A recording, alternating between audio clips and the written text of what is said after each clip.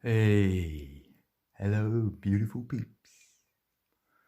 Right, I have a hypothesis that there are three levels of existence in three conscious states.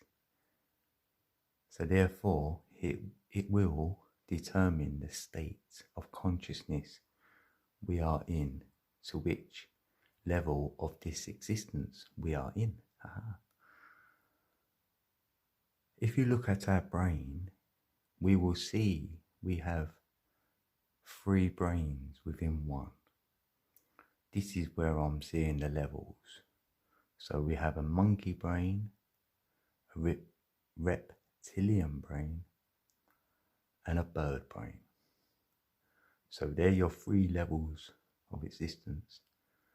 And then it's up to us to be conscious in any of them brains or all three. To determine which conscious state we are in, we can look at the monkey brain first.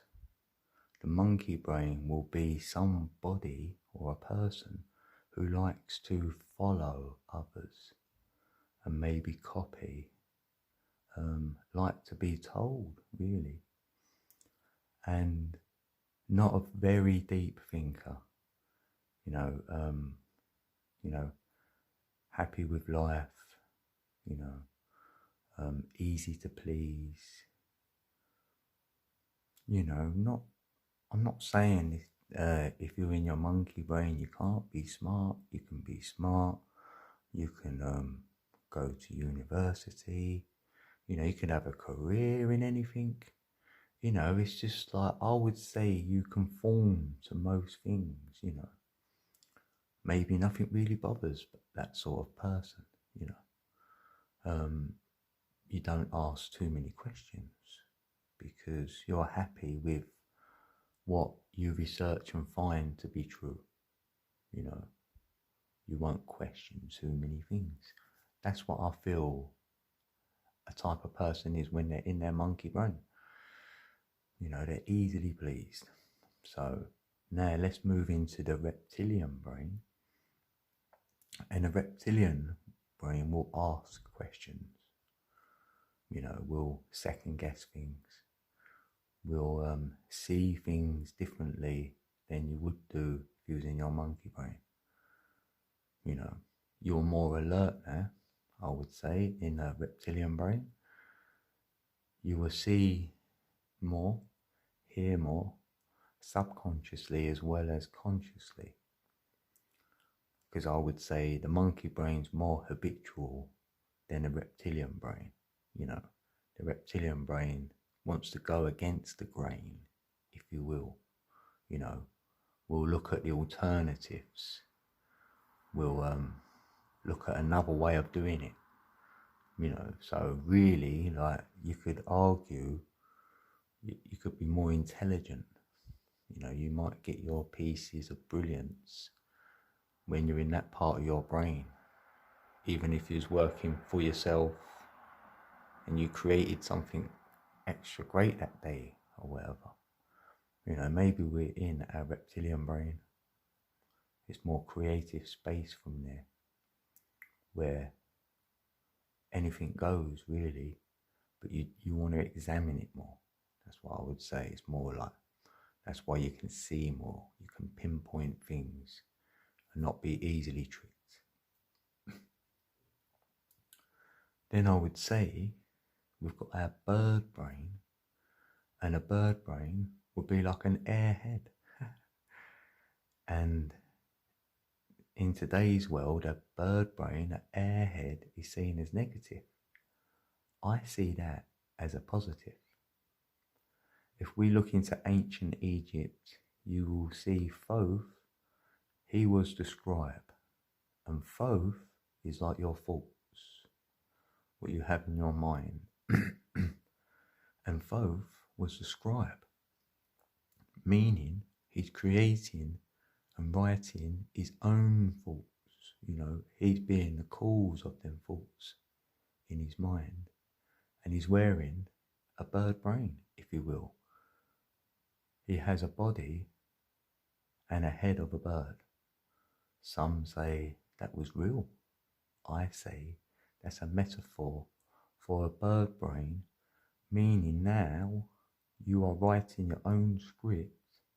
Not only that, you're a observer. So really, you've gone past wanting to know. You want to observe it and see it, feel it. You know, real eyes, there's no right or wrong, or good or bad, or hot or cold. You know, you get to that space where there's no judgment. It is what it is. And therefore, those levels of existence and conscious states, then there's another trinity going on. Because now, if you've got your bird brain, then you know your other brain will be your stomach, your intuition, and your other brain's your heart, the dodecahedron. So we've got like 3 brains again within. See, we've done the soul with that. Now we're doing the soul within. And then we work from them 3 levels of existence. And it's a different conscious state because it's a feeling-based one, not a, say, physicalized. Have to see it, touch it, to believe it. It's more 4D, 5D perspective from the other levels of existences in different conscious states.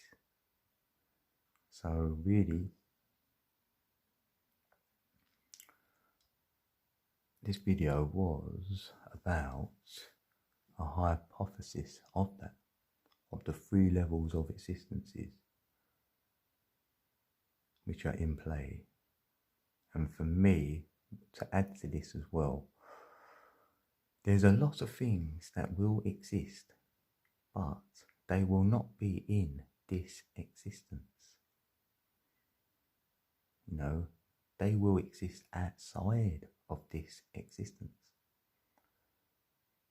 I can show you what that would look like if, say, I just drew this. No one's seen this yet, then I've drawn it, and no one's seen it, right? It exists because it's here. Then I can burn it. Now it won't exist anymore. So it was never really in this existence until somebody observed it. Because consciousness will change the experiment.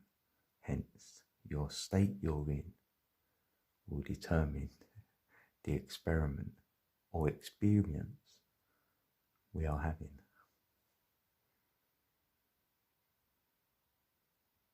So with that said, I have been 1111 code, and I'm in the building, and I love you all.